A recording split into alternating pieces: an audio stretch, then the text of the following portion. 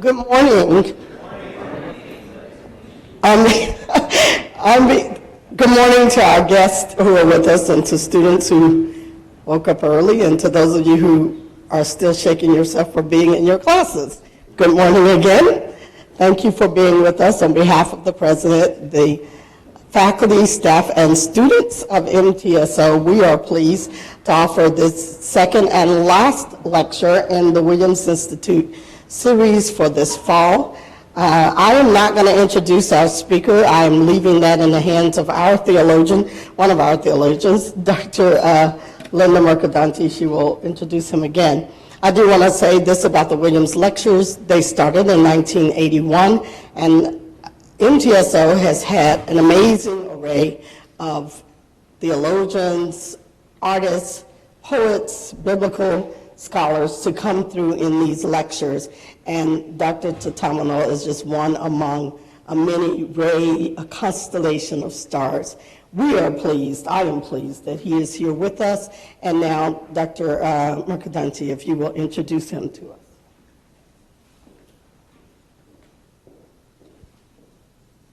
Thanks, Valerie. We're so honored and pleased to have Dr. Thatamanil here with us today. He serves as Associate Professor of Theology and World Religions at Union Seminary in New York City. He is a graduate, his PhD is from Boston University, and he basically works in the areas of comparative theology, theologies of religious diversity, Hindu-Christian dialogue, the theology of Paul Tillich, theory of religion and process theology. Whew. That's quite a repertoire.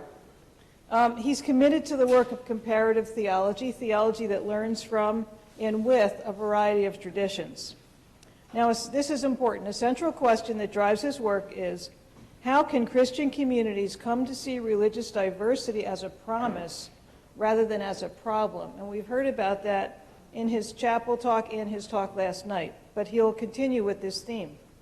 And he also told us last night that he's a passionate but irregular practitioner of Vipassana meditation, and actually in his classes he includes time for meditation, something we should probably consider doing here.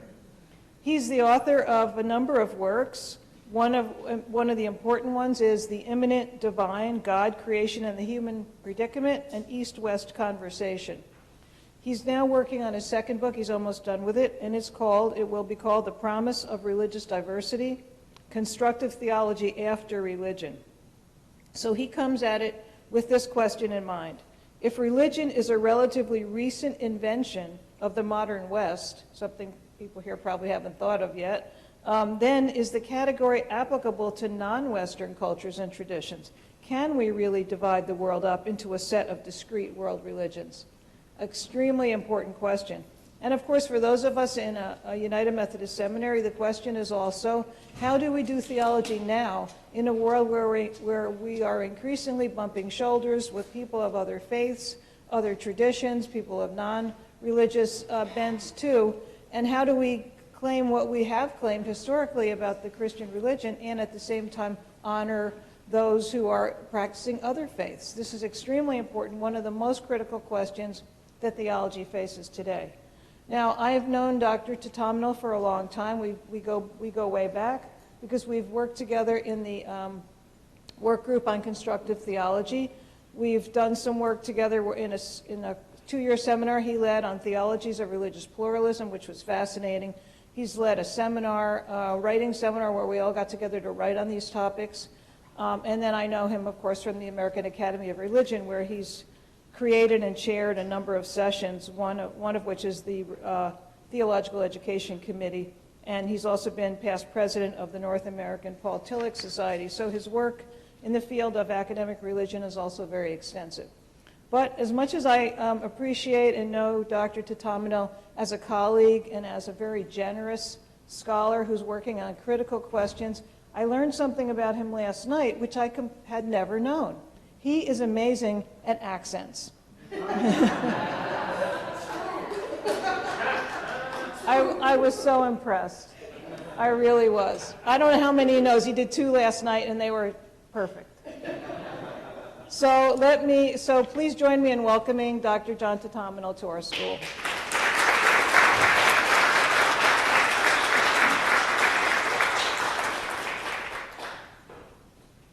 wonderful to be back with you. I've been enlivened by conversations and your questions, both here in conversations with faculty and also in my one class visit, which was a delight as well. In today's lecture, I want to turn from yesterday's topic, although I'll begin there, the theologies of religious diversity, to comparative theologies. I argued yesterday that theologies of religious diversity take up the important work of helping us to think about religious diversity in terms of the metaphor that I advanced yesterday of the elephant, the old Indian allegory. Theologies of religious diversity asks, why are there so many different accounts of the elephant? Are some mistaken? Can they be in some way integrated? How can they be held together? Those kinds of questions are the questions of theology of religious diversity. I suggested yesterday that comparative theology, on the other hand, is the actual work of moving over to some other side of the elephant and learning with and from communities that stand there. Today I'm going to sort of elaborate on what I think that ought to look like and make a particular kind of case that you don't really get to the other side of the elephant merely by reading books. That unless the reading itself becomes part of a spiritual discipline, the spiritual disciplines by which persons and communities in those other traditions come to know ultimate reality as they do. That means that comparative theology has to change and become a different kind of theology. And that's the argument that I will make today.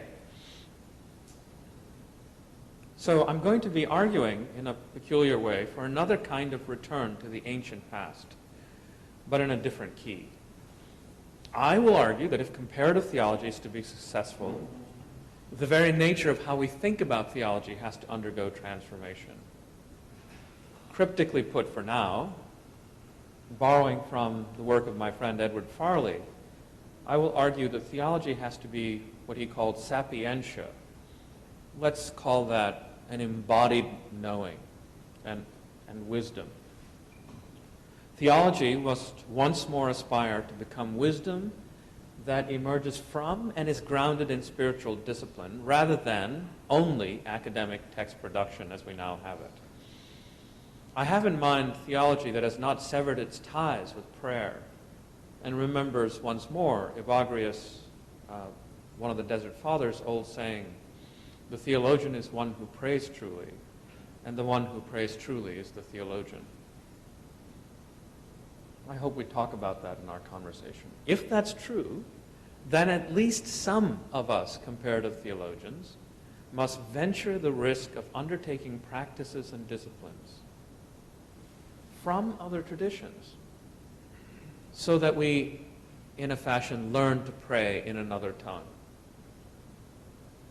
Now let me lay out the steps to get there, beginning by first drawing some quick connections to yesterday.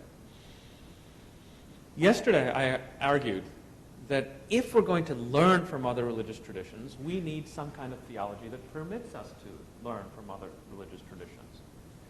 If we hold to exclusivist positions that simply reject the possibility of truth, not just any old kind of truth, but saving truth in other religious traditions, there's little ground for us to expect or want to turn to other religious traditions. So I was arguing, what are the kinds of theologies we need to set up the possibility of learning with and from others? I argued that if we were exclusivists, we might do comparative theology, but largely for the sake of apologetics. I can imagine that some exclusivists would want to study other religious traditions, perhaps even seriously, but only to refute them. Right? It's not, so any learning would be guarded and minimal, and certainly not the kind of learning I'm aspiring to, learning that seeks deeply to learn with and be transformed by learning from other religious traditions. So I do not think exclusivism is an option for those who wish to do open-minded, open-hearted comparative theology.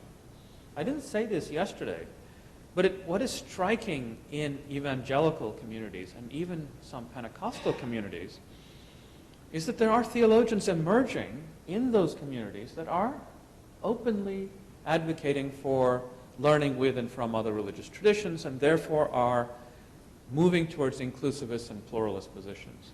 So it's not just mainline theologians who are up to these things. I'm thinking, for example, of the Pentecostal theologian Amos Young, whose work on this front is extraordinary. So, but Amos and others are at the very least at an inclusivist position, if not all the way to a kind of pluralist position. But yesterday I also reminded us that I think a certain kind of pluralism won't work, won't be helpful. And that's, at least as I read it, sometimes taken to be the pluralist position, the position of John Hick.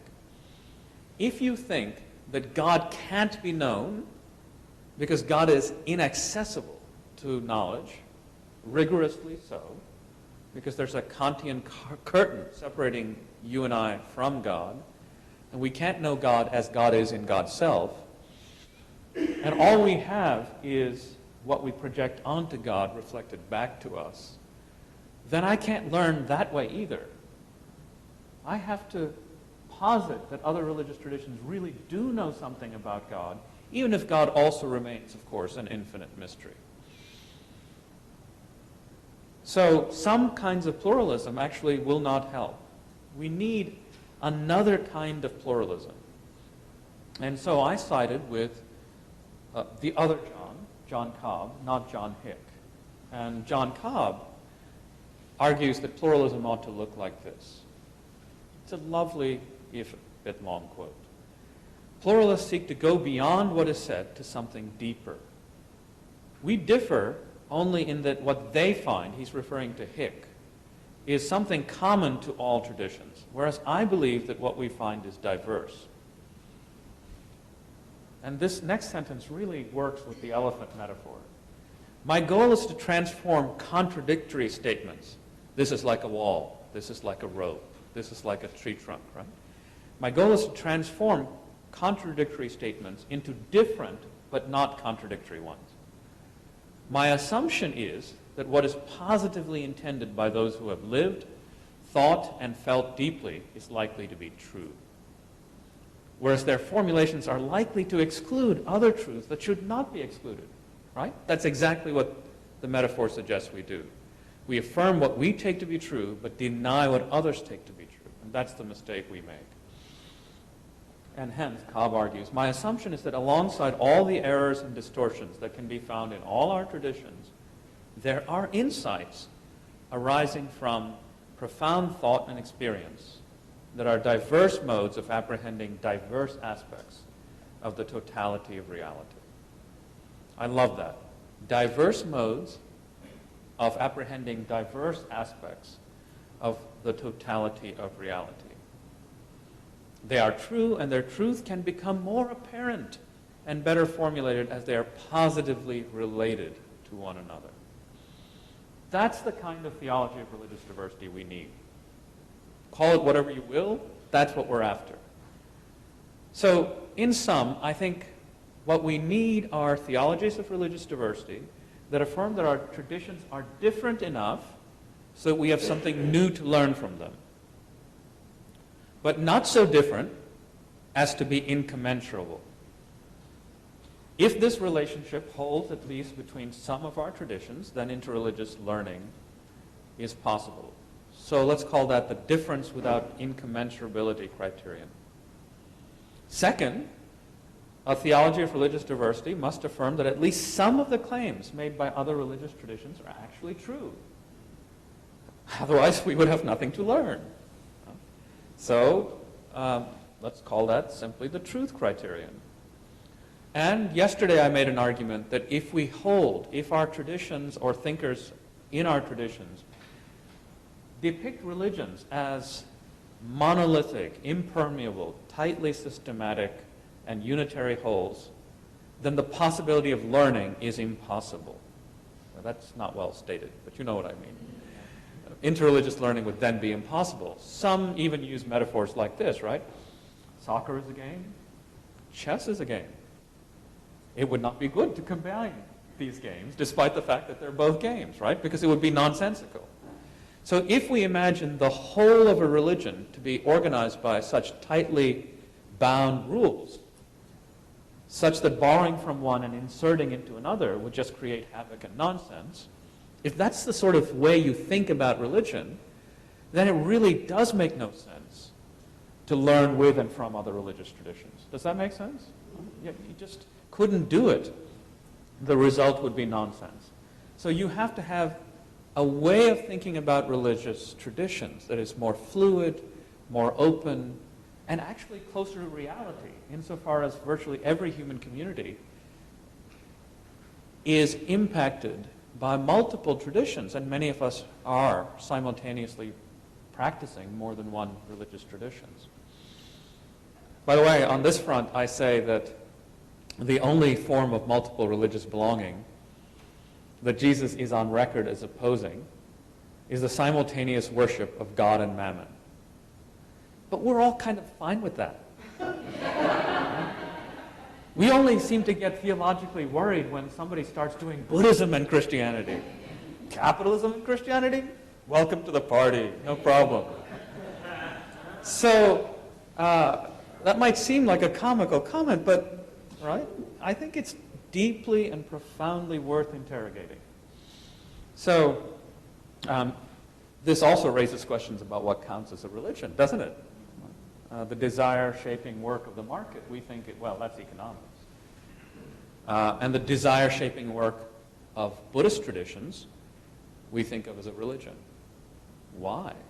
What do we think we mean by religion? That kind of work also has to be done. So if these kinds of criteria are present in a theology of religious diversity, then the foundations are set for us to move to comparative theology. Now, let me turn to the work of comparative theology. Unlike theology of religious diversity, in which we had all these models to work through, comparative theology doesn't at present have a litany of varieties of proceeding. There are some major options and approaches, but it's a much subtler work of learning with and from particular traditions, not just particular traditions. Usually a comparative theologian will spend a good chunk of their life working on one thinker or one strand of another tradition to deeply and intimately know that tradition, and then to do theology from that kind of thick acquaintance with particulars. But there has been one way that has been more or less normatively taken to be what comparative theology ought to look like. It's a bit of a caricature to put it this way, but comparative theology, at least as performed by one of my doctoral mentors, Frank Clooney, has come to be characterized, and I think perhaps caricatured, as marked by a certain overly pristine logic. A person cleanly and clearly identified as located within just one particular tradition, say the Christian one, begins there in a clearly demarcated tradition, and then goes to another clearly demarcated tradition, crosses over.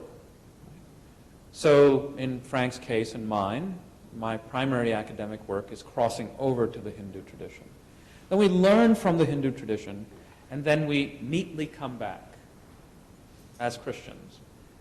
We might be transformed by our learning by and from other traditions, but we return precisely where we were before, albeit in some respects intellectually enriched. So you see the model? Start here, cross over, and come back. Crossing over and coming back. That's the way some of the writing in comparative theology has looked like.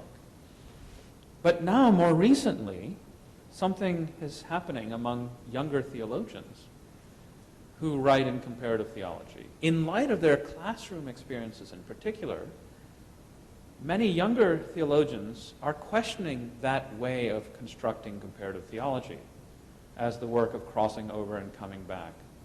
In a great many of the essays in a recent book called Comparative Theology in the Millennial Classroom, the authors make the point that this neat way of thinking about comparative theology can't work for many of their millennial students, many of whom explicitly call themselves nuns. Right? Not N-U-N-S, but N-O-N-E-S, who are unformed by any particular tradition and hence have no clear tradition starting point. Still others are shaped right from the beginning by more than one tradition, and so cannot be said to have one clean starting point. They, for example, grow up in interfaith families, Jewish father, Christian mother. If you set up the way of thinking about comparative theology as beginning from one tradition and moving to another, that doesn't work because there are already multiple. They arrived in the world that way. That's why they arrived in the world at all.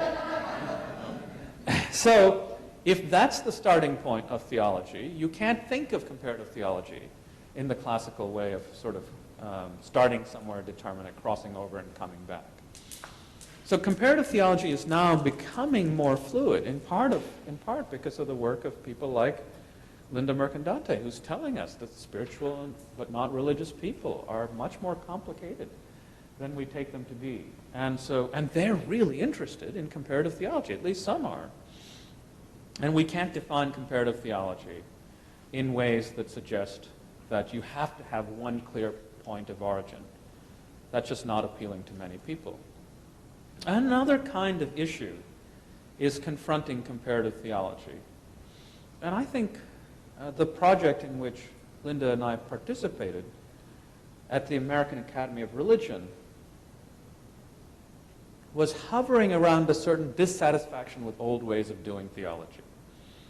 A number of people, perhaps Dr. Mercandante included, were asking those of us who are on the teaching team, well, you have told us a great deal about how you think about the word comparative in comparative theology. Just how do you compare traditions? What are the methods and procedures? But you haven't really told us a whole lot about what happens to theology when you put the word comparative in front of it. They had a sense that that word, comparative, when placed next to theology, makes a bit of a mess of things. Theology's familiar adjectival companions include dogmatic, systematic, practical, pastoral, constructive. But the word comparative, some have argued, doesn't quite behave like those other words. Why? Let me use a kind of homespun metaphor.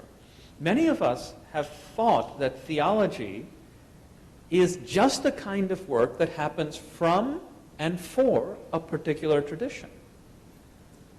Does that make sense? So, for example, we think of philosophy as different in kind because philosophy we take to be unconfined by the boundaries of any particular tradition. So, if you will, the philosopher is imagined to be a kind of free-range chicken, wandering about happily like the MTSO chickens. But the theologian is understood not to be a free-range chicken, but a cooped-up bird, the caged bird. And you know what the cage or coop is, right? The boundaries of one's religious tradition. Theology, then, is understood to be the work a theologian does for coop cleaning and coop maintenance, right? Keeping things well orderly, lest we make a big mess of things in how we imagine our life with God and with each other. So if theology is fundamentally understood to be caged bird theology rather than free-range theology, then comparative theology seems like an oxymoron. Does that make sense? A contradiction in terms. Because the theologian is supposed to stay at home rather than wandering around. The philosopher can do that. If that kind of notion of theology is in your mind, then comparative theology seems fundamentally problematic. So one has to change one's notion of what theology is if it's to become comparative theology. That's my intuition. That work, of course, is long and hard because it requires rethinking the notion of theology from the ground up. And among other things, I argue that it requires us to remember that theology didn't always used to be understood as cooped-up theology. Theology in its founding moments was robustly interreligious, I argued yesterday, because it had to be. Christians had to figure out what it meant to be Christian in extended and sustained conversations with Jews and Gentiles of various sorts. Because there was no such thing as Christian theology. The very invention of the term required conversation. And then if one looks through the history of theology, both in the East and even in the West, you have major theological voices who would have balked at the notion that they should confine their own thinking to Christian resources alone. It's impossible to imagine Augustine, for example, without his robust conversation with the entirety of the Platonic tradition. Of course, the defining feature of Aquinas' theology was his robust conversations with Aristotle, as mediated to him through Islamic resources. So the notion that theology is cooped up theology is itself a historically peculiar and I think misguided notion. So part of what comparative theology has to do is to remind us, look folks, theology used to be the sort of thing that was robustly interdisciplinary and interreligious. We are not doing something new. We are merely returning theology to certain modes of being and proceeding that were quite ancient. But I want to suggest that we need to do theology in yet another key, another kind of return, and that is in the contemplative key. So, yes, comparative theologians are making compelling argument that we need to rethink theology as free-range theology. But in addition to that, I want to argue, especially, that we need to learn from the important work of Ed Farley. Farley, in the later stages of his career, began to ask a question. Just what is theology and what is its primary genre? To answer that question, he offers what Foucault called an archaeology of knowledge, to trace the historical configurations that have shaped what we take theology to be and mean. To summarize a long story, he says that theology has had three major meanings over the history of Christian traditions.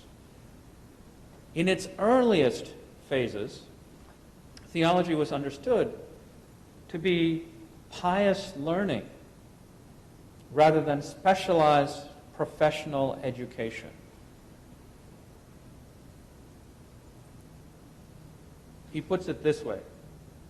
In theology's earliest mode, quote, divinity named not just an objective science, but a personal knowledge of God and the things of God in the context of salvation. Hence, the study of divinity was an exercise of piety, a dimension of faith. Close quote. Farley uses a wide range of evocative expressions to name the earliest and, for him, primary meaning of theology, a meaning we've largely forgotten. Here's another phrase he uses. Theology is, quote, a personal cognitive disposition toward divine things, close quote. He goes on to write, quote, first, theology is a term for an actual individual cognition of God and things related to God, a cognition which in most treatments attends faith and has eternal happiness as its final goal.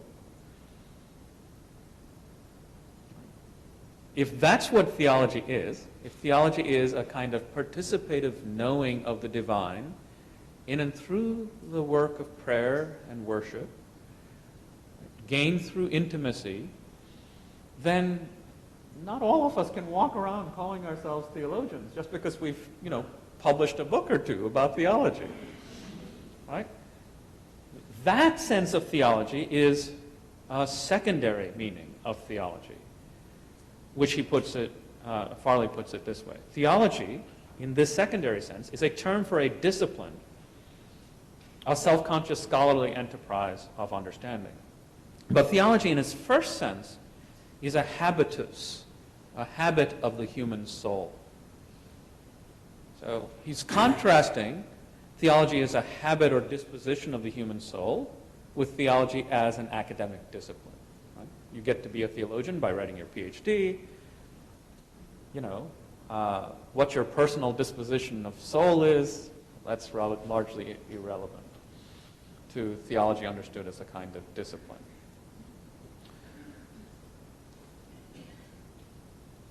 For Farley, these kinds of questions about what theology is are motivated by his interest in pedagogy.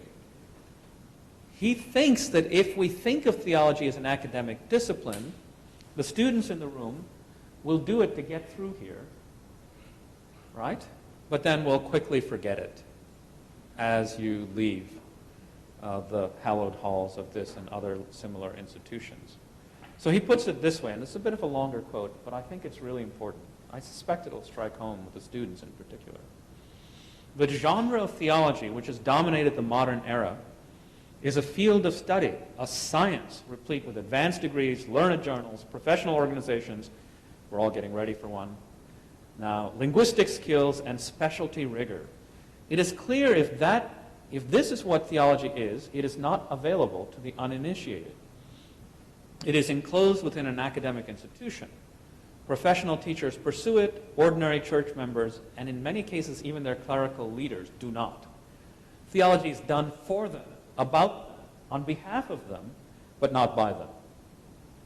It is also clear that theology as a scholarly activity will not survive the student's move from seminary to congregation or other leadership posts. This means that to teach theology as an academic field has obsolescence built into it.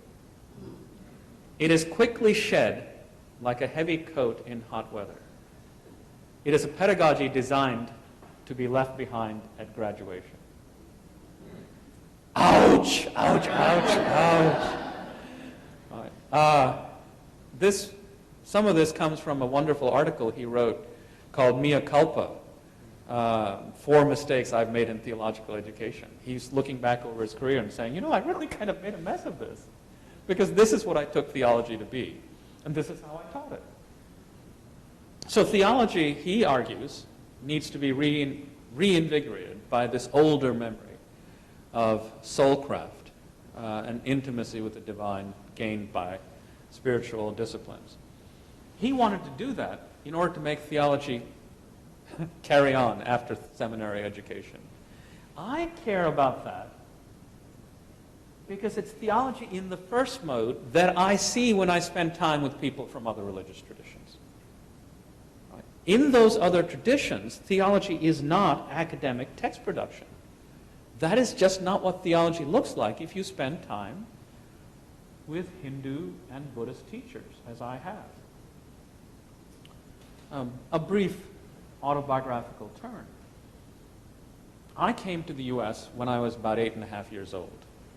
I grew up in the Mar Thoma Church, which the term literally means the Church of St. Thomas, which believes that St. Thomas the Apostle arrived in India.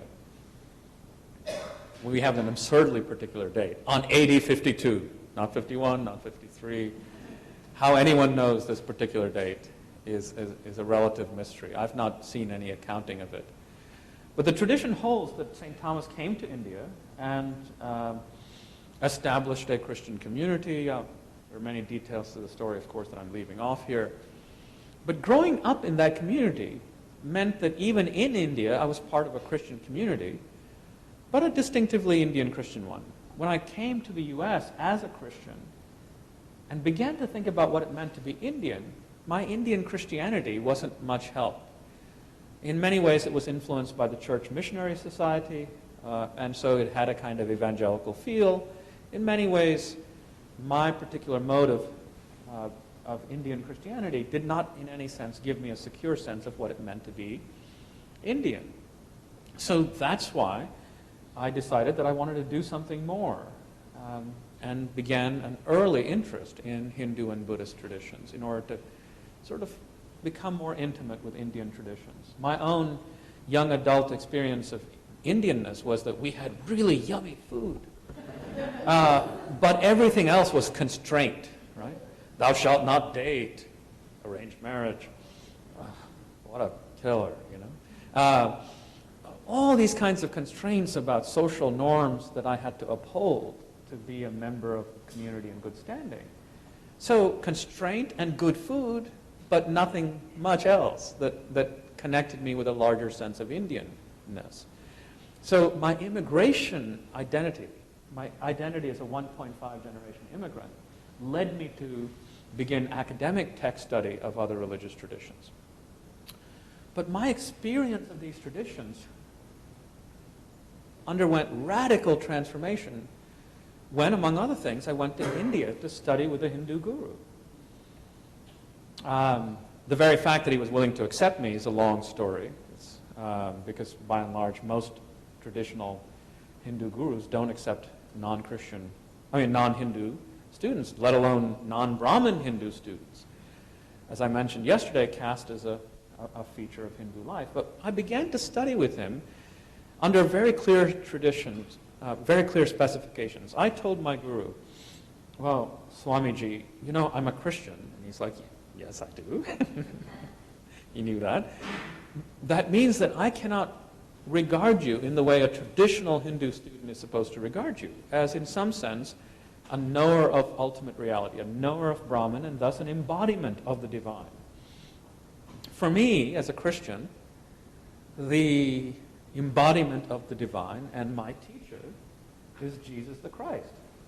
He said, this is not a problem. My question to you is, do you have a fixed idea of what Shankara's teaching is? I said, no, I'm perfectly willing to learn from you. Okay, then we are fine. So he just was more interested as to whether I had certain kinds of preconceptions about the nature and meaning of the text. He said, you don't have to regard me as a divine embodiment or anything like that. Just start working with me. As I started working and reading the text with him, I began to realize that the text was beginning to become religiously meaningful to me. It wasn't merely a set of theories about reality. I was reading Scripture teaching me my true nature as nothing other than ultimate reality, with a guru who was convinced of this truth, what the tradition would, in the Sanskrit, call someone who is sita prajna, somebody who's established in knowledge. And so I began to feel him as a mediator of religious truth to me in the embodied practice of personal learning, reading texts in Sanskrit, figuring out what they mean, and undergoing transformation in and through that process. As months continued, my guru began to perceive that my relationship to the text was no longer, I'm here to study some interesting ideas about Hinduism. He realized that I was beginning to see him as a true Sishya should, as my spiritual teacher. So he started playing with me mischievously. In one key moment, he said to me, now I still can't believe the cleverness of this, John, is it not the case that you are, as a Christian, bound to see the Christ in everyone? So why not me?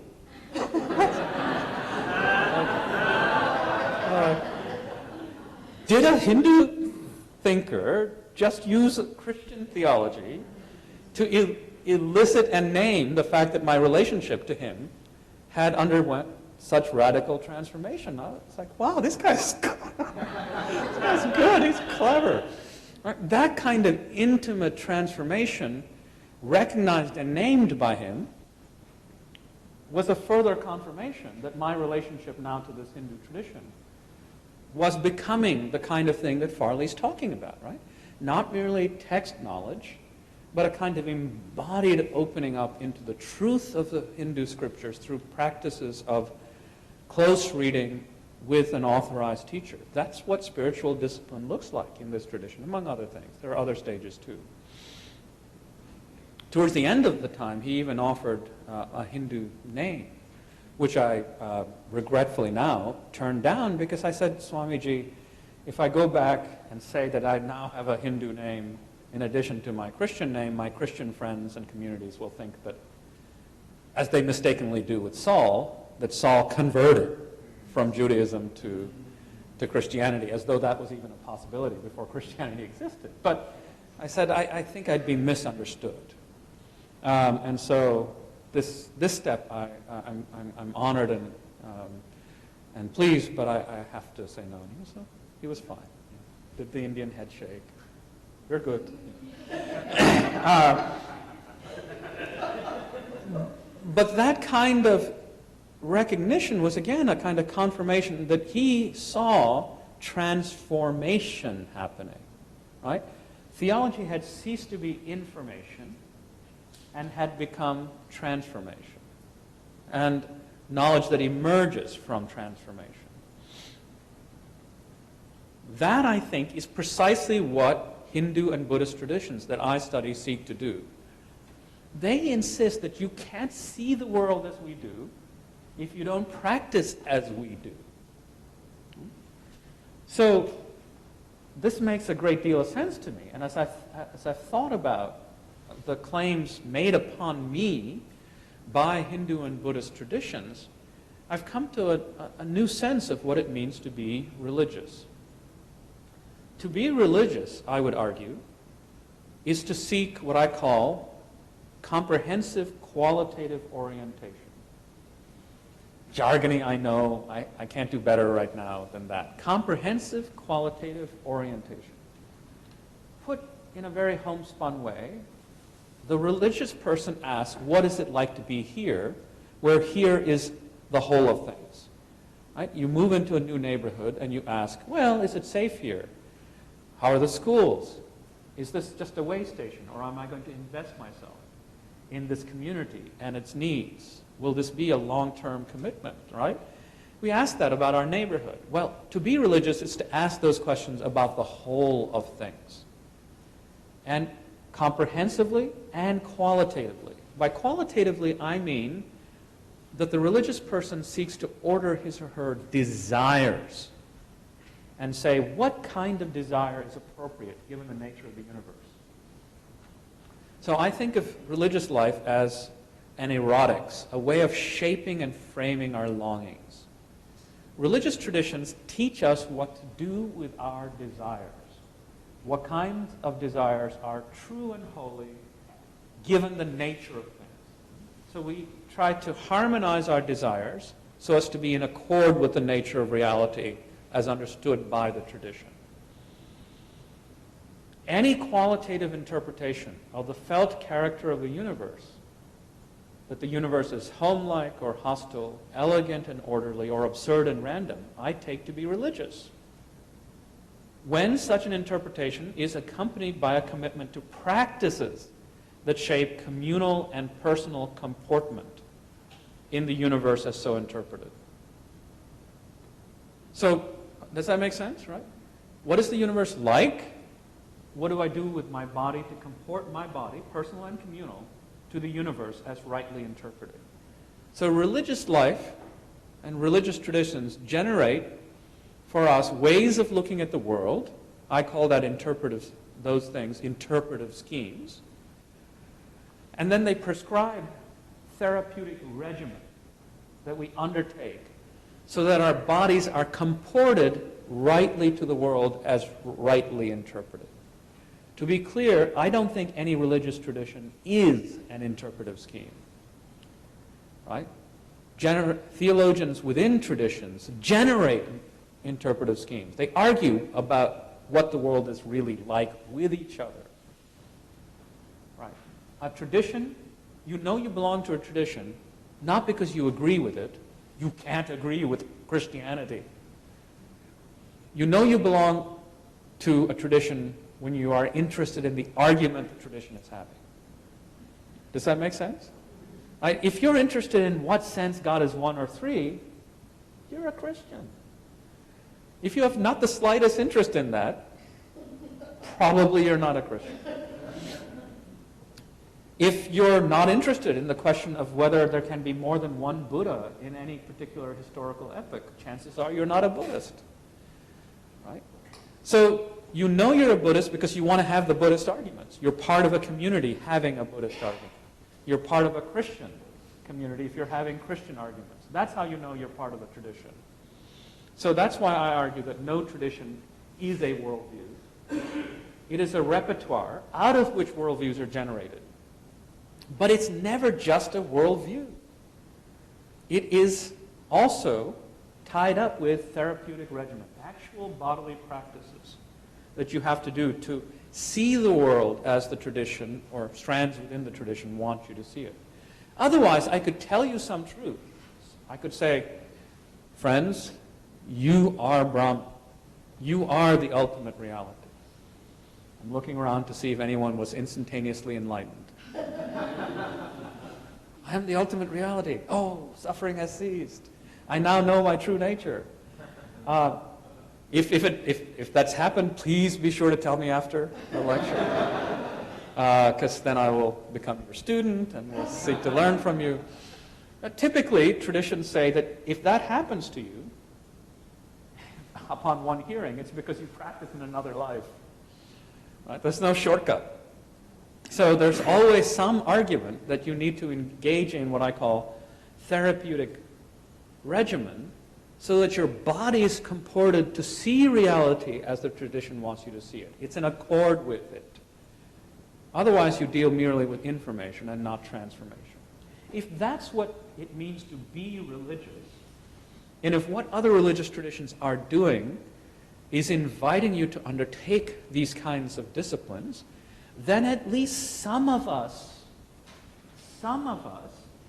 have to do comparative theology as embodied learning for the sake of interreligious wisdom. And what do I mean by interreligious wisdom? I mean the capacity to see the world in an embodied fashion through more than one set of religious lenses and to integrate insofar as possible what is seen thereby. Does that make sense? It's to remain a Christian, if that's where you're starting, but also add in your body a capacity to see the world as, say, a Buddhist sees it, by undertaking the disciplines of another religious tradition. And I mean that in an embodied fashion. Sometimes I speak of this as a kind of first-order knowledge and try to distinguish that from second-order knowledge. I'll give you an example. Someone expert in fluid mechanics can tell you a great deal about water, right? Its properties, its molecular density, I don't really know, I'm making this up as I go along. Whatever it is the fluid mechanics field studies, right? He or she will know all of that. But if that person is a non-swimmer, let us hope he or she does not slip into a pool, right? For his or her theoretical knowledge about the dynamic properties of water will not help, right? Because the expert in fluid mechanics does not have first-order knowledge that a swimmer has, right? The swimmer's knowledge of water is first-order knowledge. It's an embodied intimacy with how to swim in the water.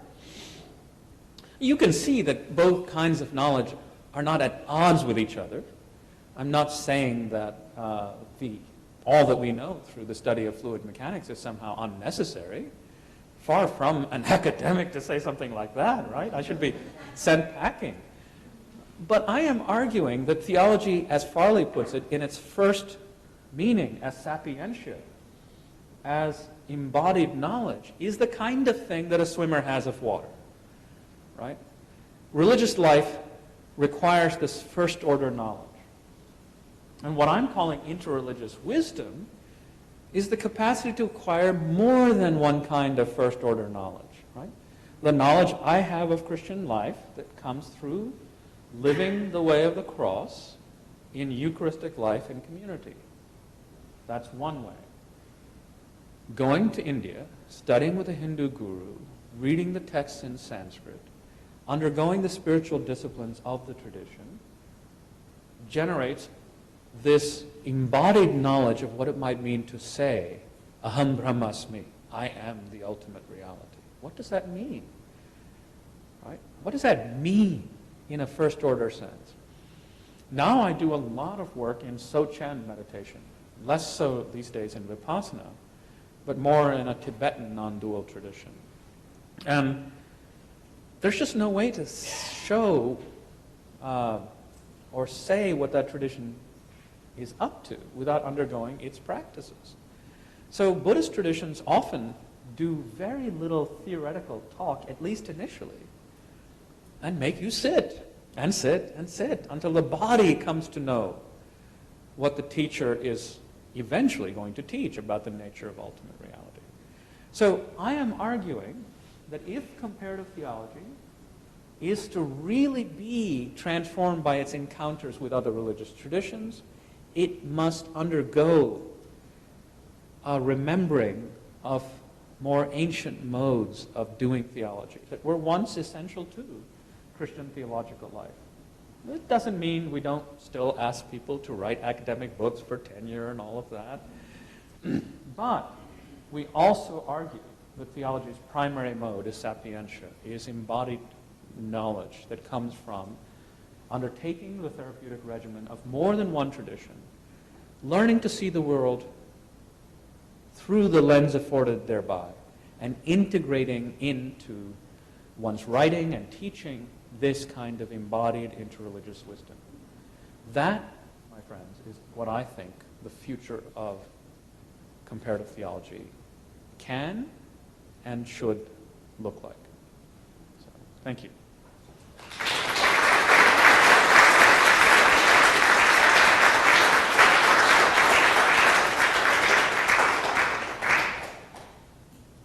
I'd love to take questions. Linda. Thank you, John. As usual, brilliant and very clear. You don't always get from the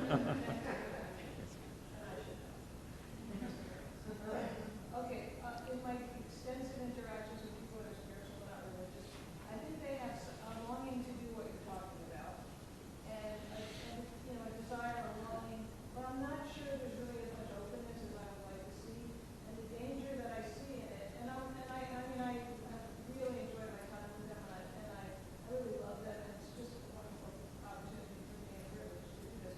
But the danger is so slippery is that what I often see is a sense of self-hate, which, by taking on another identity, does not become a humble self-loss, which other traditions do promote in a good way, but instead a restoration of the ego, and also the gaining of a sense of superiority towards what they would consider religiously unwashed. You know what I mean? So there's a really big danger in the whole in our enterprise. There is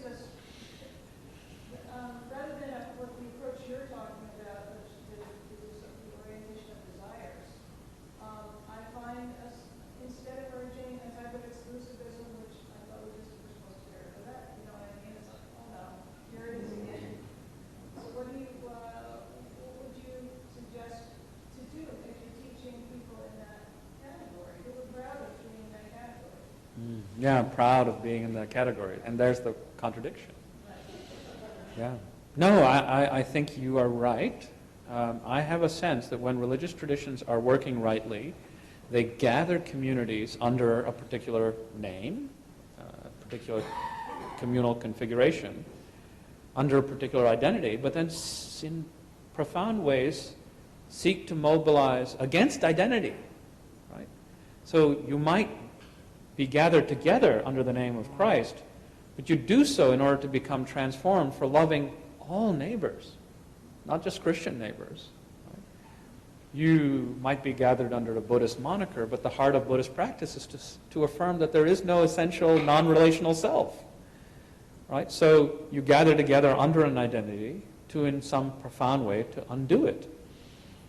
So if that kind of undoing, which is a kind of unknowing, it goes together with moving into the mystery, isn't happening, then that might be a religious or spiritual pathology. And I think you're naming a real danger. Most of the traditions I'm familiar with insist on getting thyself to a teacher, because the teacher can smell this, right? Can smell when ego is popping up, and then can commend practices.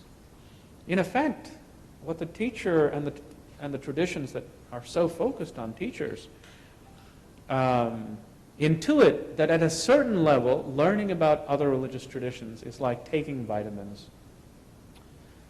No great benefit will come to you, right? It's elementary meditation, nightstand Buddhism. You got a book by Pema Chodron.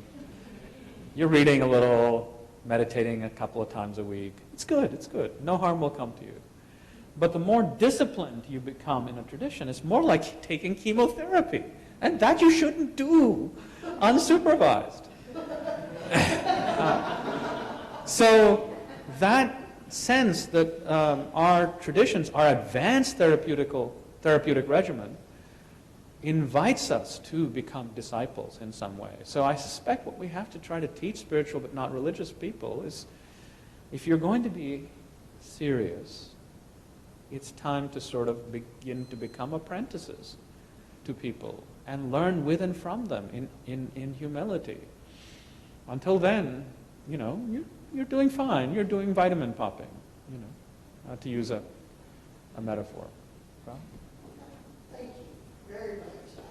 We'll have an side conversation, but I think one of the things that your response to Linda and both lectures and the sermon provoked for me is that I find not the diminutive of the personhood, but the infusion of egoism, of where one becomes, again, proud that one is doing this thing. And I am wondering, listening and thinking now, if part of the issue is we're not practicing anything well. And so that we're not true Christian disciples. So to then foray into another tradition, it becomes a kind of piecemeal, where the thing, I guess what I'm trying to get at is the way in which I see Christianity being practiced, sometimes even by myself, is I don't want to do the hard part. So let's just do the part I like, and let's do the part I like about Judaism, because that's my other tradition, and let's do the part I like about whatever, because that's my other tradition. Ifa, let's do the part I like, but not really struggle with what's difficult about all the traditions that we might encounter. So can you say something about that? Oddly enough, it's precisely because of my Hindu and Buddhist practice that I've become more serious about Christian life. So, if you're suggesting that we have to get serious about our own tradition first... Well, I don't think I was suggesting okay, that. good. I think I'm suggesting that we are piecemeal. Yeah. And I'm not talking about seriousness as much as the way in which we pick and choose, even when we are willing to try other traditions. Yeah. So, two things. First, we're all pickers and choosers, even within our own tradition, in necessary ways. Right? There's just simply no way to be faithful to the whole of the Christian tradition. We necessarily are selective. I tend to think of every tradition as a kind of pantry and a spice cupboard, right? And then so like all the rituals, the theologies, the practices, myths, symbols, this is the symbolic and practical repertoire of our tradition. Let's imagine them as being akin to a pantry and a spice cabinet with which we cook up Christian dishes. You can't eat the Christian pantry. You can't, right? You have to pick. And you have to be faithful and have some criteria for which parts of the tradition you're picking. So part one of the answer is selection is inevitable.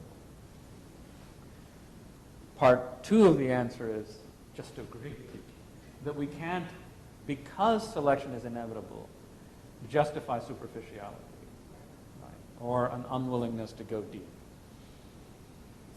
Because then we do betray both our tradition and the traditions we enter. Most of the kinds of teachers I've encountered do welcome people beginning to show interest. But if that interest becomes sustained, then they will start hinting that it's time to get serious. And then say, well, you know, it's lovely that you now have more or less a daily meditation. That's great. Consider now that it might be time for a weekend retreat, and then perhaps a week-long retreat, where you do the deep work of confronting the things you do not want to confront. And believe me, when you do any kind of meditation in the Buddhist tradition, you will see things about you that you do not wish to see. Things that we spend our time running away from. And until that begins to happen, you are not really doing the work. So there I just have to say that you're right. This is a temptation. This is where spirituality can become understood as a pursuit of comfort, or, you know, something to do to make me less stressed. If that's what you think meditation is, good, do it for that reason. It's better that for all of us that you're less stressed. We like you less stressed. We are less stressed when you are less stressed. Yeah, so good. Totally good. But that's not what spiritual discipline is finally about. It's actually about becoming rather starkly confronted with what you do not wish to see about yourself, your fears, your anxieties, and what you become by leaving those unmasked and unaddressed. Yes, back there. I'm wondering what the end game is. Like, why? What is the vision for the end of this? Like, what is the point? What is the why?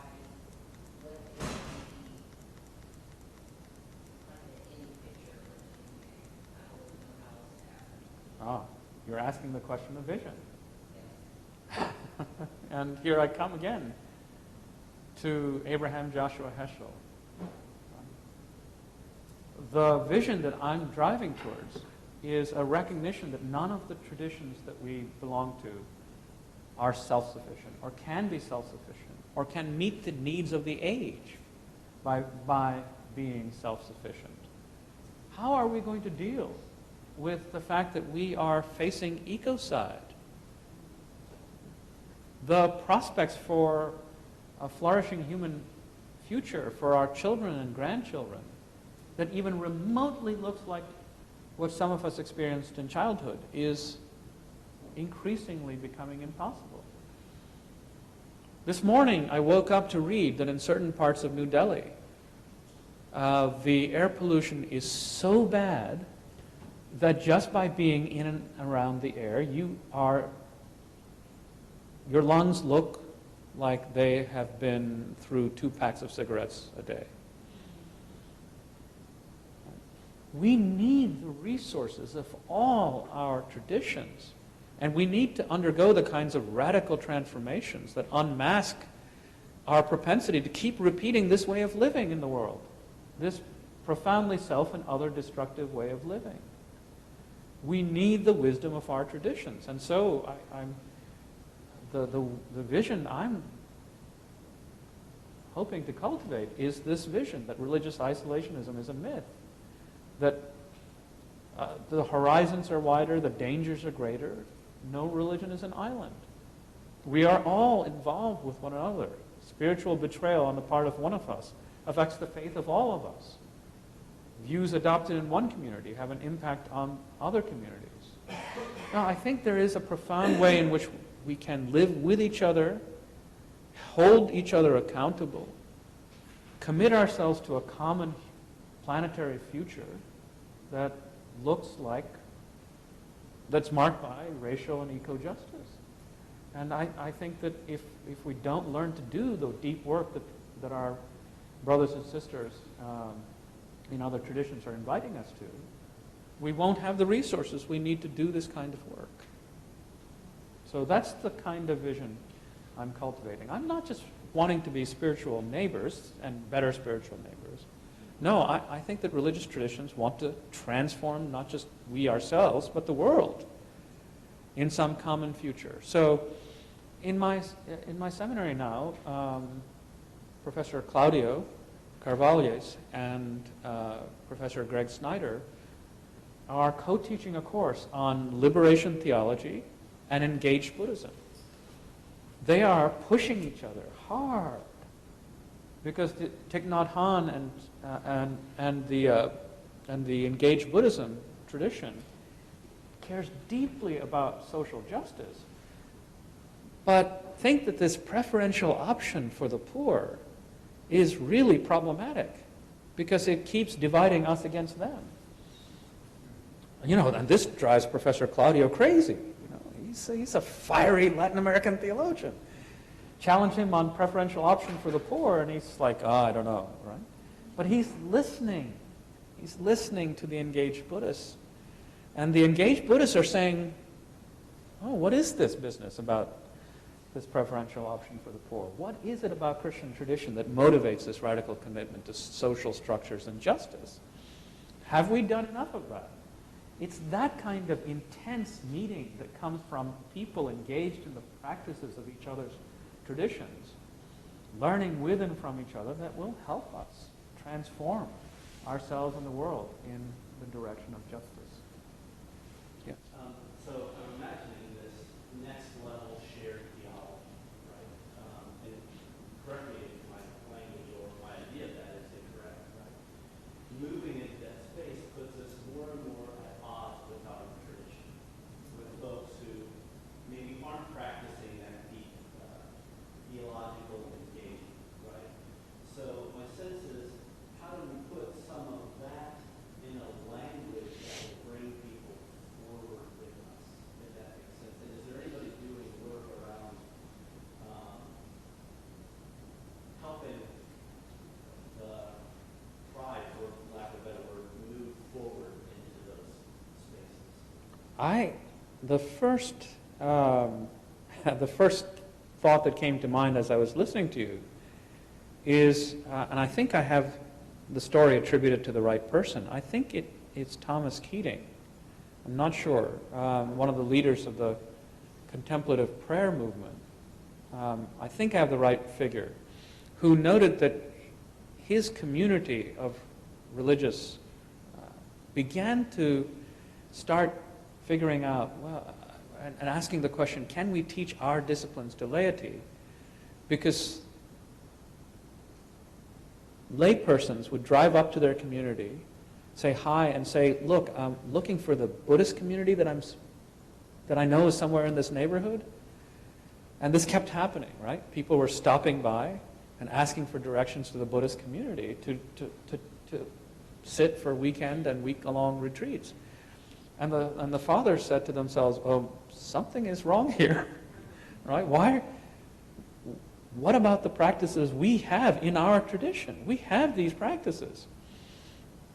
And so they began to sort of teach contemplative prayer and started the contemplative prayer movement that now are widely part of Christian communities. In other words, this encounter with the seriousness of practice in other tradition is already changing Christianity, and more Christians are remembering that we ourselves also have practices. And by the way, this return to practice has also made them, these same communities of Christian monastics, more interested in interreligious dialogue, not less. So there's a kind of intriguing cycle happening. The more I learn about the spiritual disciplines of other traditions, the more I start investigating what, ideally anyway, does my tradition contain this? And then, of course, it does. The answer is often confined to monastic circles. And now those practices are being taught more broadly. So many of us, in addition to doing Buddhist practices, walk around doing contemporary equivalent of the Jesus prayer, chanting with the breath, some prayer.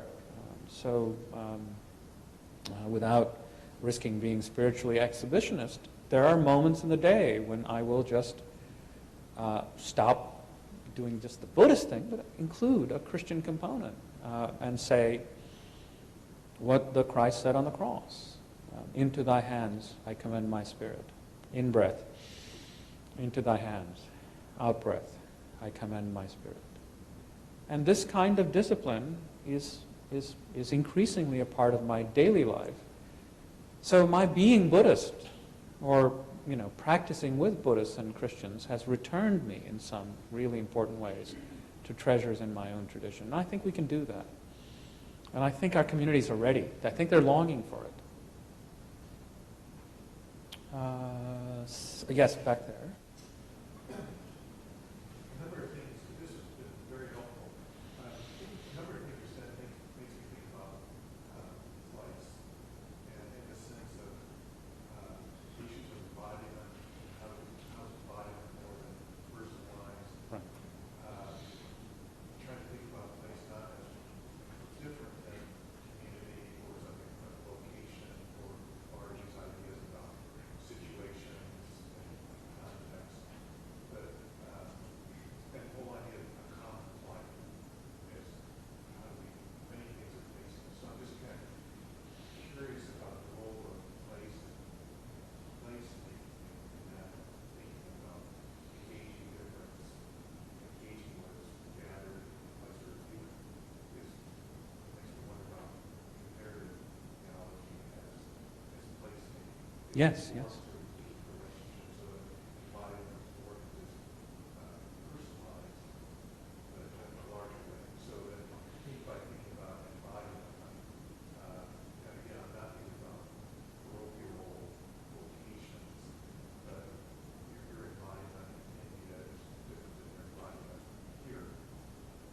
So I'm just kind of thinking about,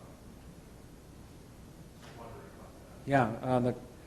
Yeah, in case that question was not audible to all, perhaps also for folks listening online now or later, your question is about place, right? I've spoken about embodiment, but bodies are not nowhere, they're somewhere. And hence, there's some kind of dynamic relationship necessarily happening between bodies and the places and spaces they inhabit. And I think that's a fantastic question. It's not one I've thought about much. I'll just say that some of my friends are thinking about these questions and are writing or are preparing to write comparative theologies of pilgrimage in order to get at this question. Among the things our traditions do is actually move our bodies to particular places. And intriguingly, my theologian friends who are working on these matters are themselves doing pilgrimages with their bodies to think about place.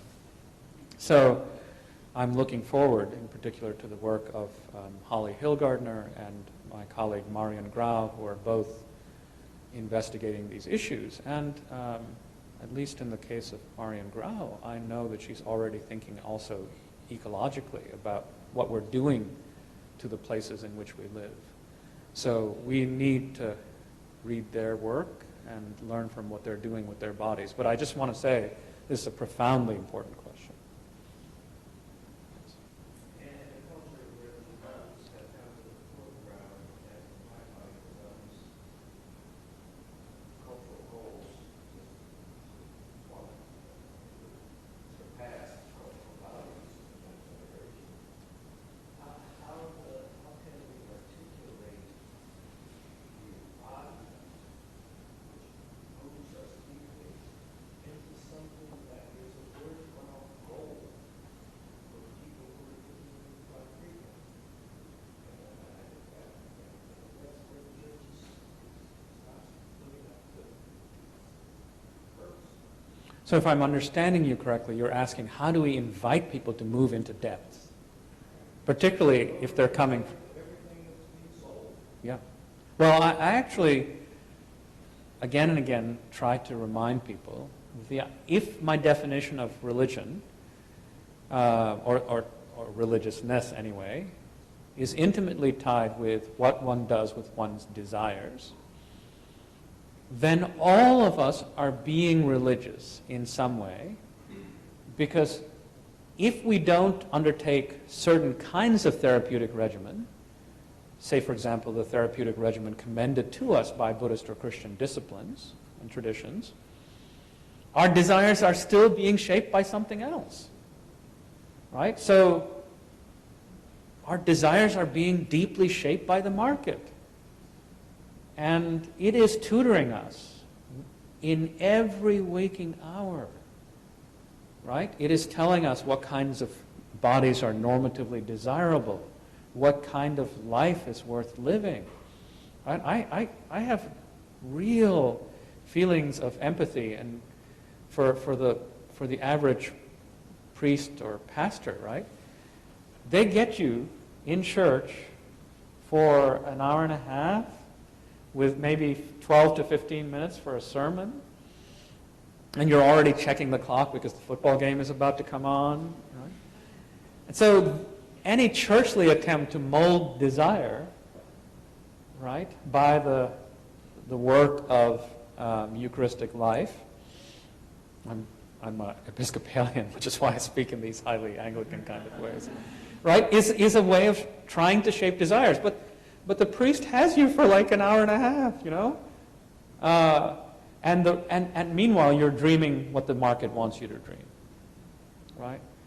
So part of what I try to do is to say, look, you're being religious in one way or another. This is a kind of Tillichian argument, albeit in my key. You are giving yourselves over to some kind of therapeutic regimen. This is, of course, fundamentally Pauline, too, right? You're either a slave to the Christ or a slave to something else. It's up to you. One kind of slavery sets you free. The other keeps you bound. So if you're going to be a slave of mammon and try to worship God at the same time, it will not go well with you.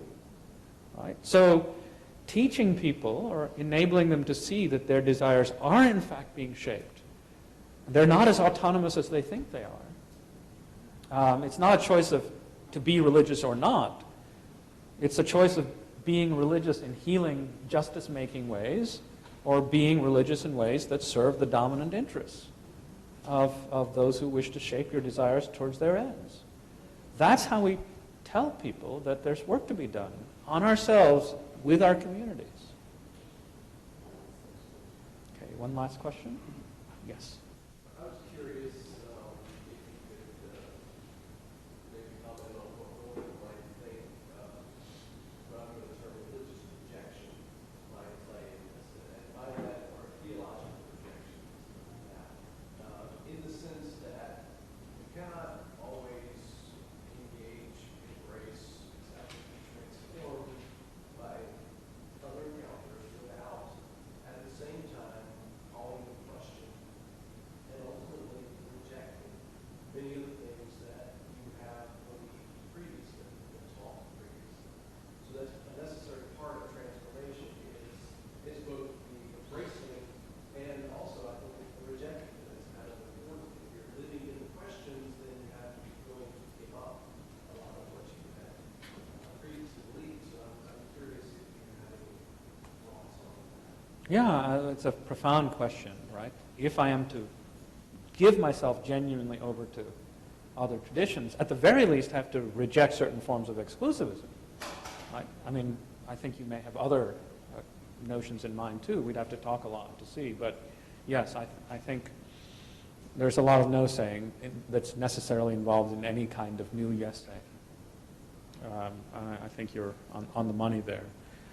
Among the things that we have to do to make that possible is just foundational formation work in our religious communities and with ourselves, reminding them such elementary things like faith is not belief, right? That beliefs necessarily undergo must undergo transformation. Faith is something deeper. As a Tillichian, I would say, faith is the state of being grasped by an ultimate concern. So I have faith in Christ, but my beliefs about the Christ can't be the same tomorrow as they were yesterday even, right? If I'm growing, they're always undergoing some measure of, and they certainly can't be what they were when I was 10. But if faith is equated with belief, then any change of belief is a dereliction of faith.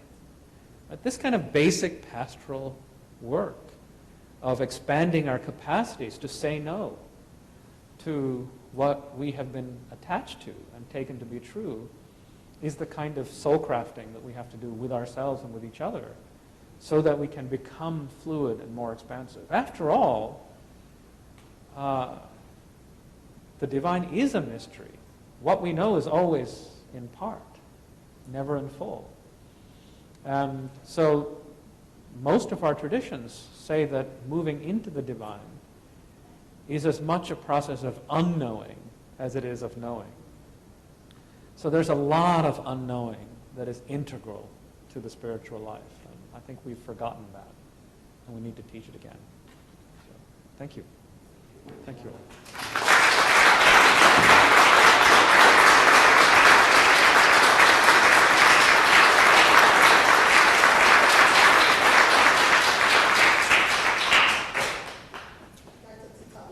We just want to thank you for being with us these 2 days. And I know people will come up and greet you, so I'm going to let them do this. But thank you all very much for being here this morning and for being an attentive and engaged group. See you later.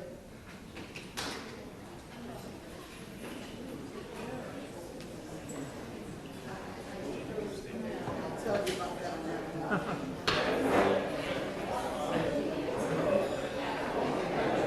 Thank you.